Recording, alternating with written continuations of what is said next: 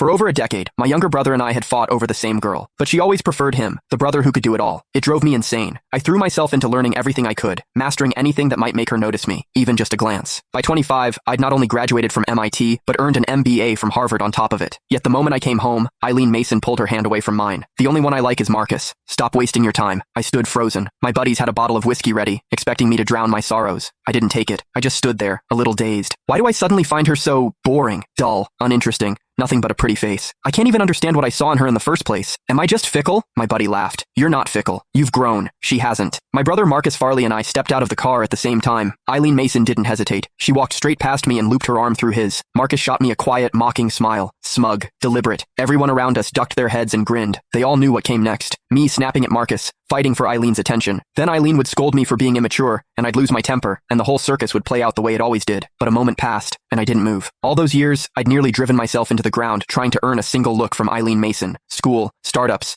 building a media brand from nothing, after navigating boardroom politics, after rubbing shoulders with people who shaped policy at the highest levels. Marcus's little routine? It was laughable. I kept my expression neutral and handed the gift bags to one of the housekeepers. From my parents, for Mr. and Mrs. Mason. Marcus's smile faltered. Eileen frowned and glanced at me. Inside the villa, I noticed the dining room table had only 4 chairs. Mr. Mason, Mrs. Mason, and Eileen already accounted for 3. Marcus let out a soft laugh. Sorry, bro. Forgot to mention you were coming too. Looks like they didn't set a place for you. Why are you apologizing for that? Eileen turned a cold gaze on me. Russ Farley. Marcus didn't do it on purpose. Just go get yourself a chair. There's no need to make him feel bad about it. It was always like this. Eileen always took Marcus's side without question. But the strange thing was, I genuinely felt nothing. I couldn't even remember why I'd fought so bitterly with my brother over her in the first place. Miss Mason, I haven't said a single word yet. Eileen blinked. In the past, I would have already been shouting, accusing Marcus of his passive-aggressive games. Bro, you're upset. Marcus stepped forward. Don't be mad. I'll go grab you a chair. He moved to get one, but Eileen caught his arm and pulled him back. She looked at me, her voice ice cold. This is the Mason house, not a place for you to throw your weight around. If you don't want to get the chair yourself, then don't bother staying for dinner. A few of the housekeepers couldn't hold back their laughter. I caught someone whispering, watch, he'll go fetch it himself like a puppy. Please, when has he ever not swallowed his pride just to sit a little closer to Miss Mason? That won't be necessary. I smiled faintly. I only came to drop off gifts for my parents. I wasn't planning to stay for dinner. Besides, I have somewhere to be. Enjoy your evening. Eileen stared at me. Something unfamiliar flickered across her face. I didn't acknowledge it. I turned and walked out, my stride unhurried. Behind me, Marcus's voice carried a note of wounded confusion. What's so urgent that you have to rush off, bro? Was he actually upset with me? Is that why he didn't stay? Eileen watched as I got into the car and drove away. A slight frown creased her brow. Don't worry about it. Marcus let out a cold laugh. A few years abroad, and his little jealousy games have gotten more sophisticated. I'll give him that. Playing hard to get now. Honestly, I'm starting to wonder if one day you might actually... Eileen pressed a finger to his lips. I told you, you're the only one I want. The truth was, I really did have things to do. I'd started an internet company with a college friend. Business was picking up fast, and I had a dinner meeting with a client that night. My partner sent me a message. Heard you're back in the country.